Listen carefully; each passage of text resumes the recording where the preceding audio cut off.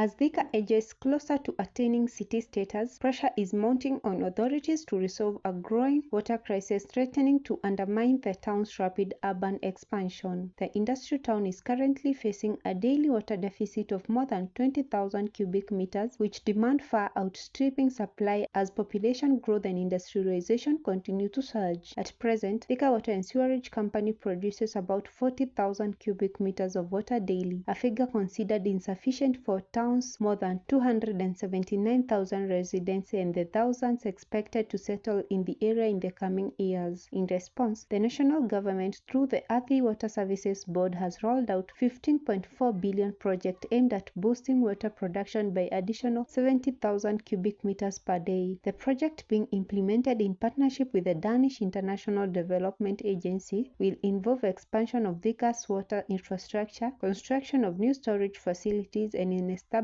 of modern treatment plants. Speaking during the WASCO's annual stakeholders meeting, Managing Director Engineer Moses Kinya said the planned upgrades are intended to caution residents from persistent water shortages and rationing that have plagued the fast-growing town. Kinya said once complete, the project will significantly improve water supply and support Thika's ambitions of becoming Kenya's sixth city after Nairobi, Mombasa, Kisumu, Nakuru, and Eldoret. The purpose of today's meeting was to educate our stakeholders on the progress of our service, the services that we offer, and also to get a feedback from them so that together we can move forward in improving service delivery.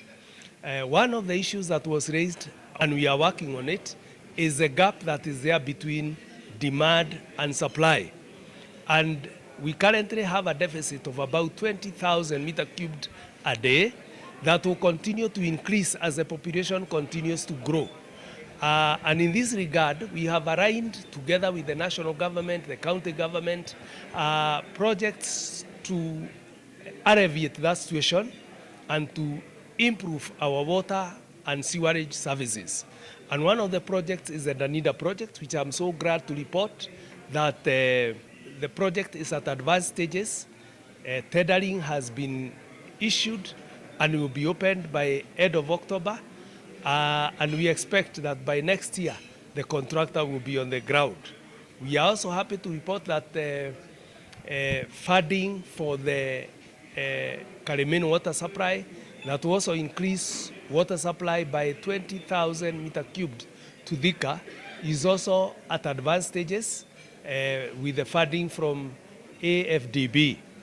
We are also internally working towards an internal project that is improving our current treatment plant with the same footprint without doing new infrastructure, but improving the technology by improvising what we call inclined settlers, and that will help us to increase production by another 15,000 meter cubed per day.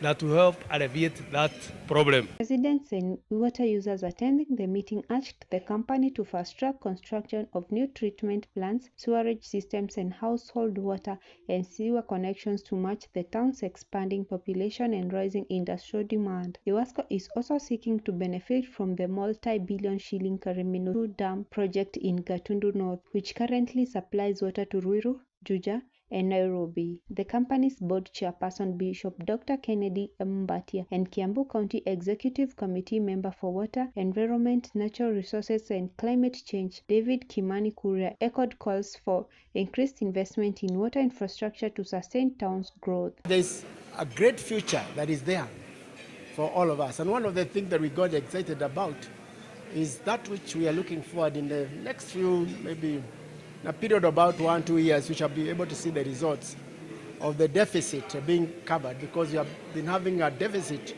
of the supply of water to the tune of 22,000 cubic meters per day.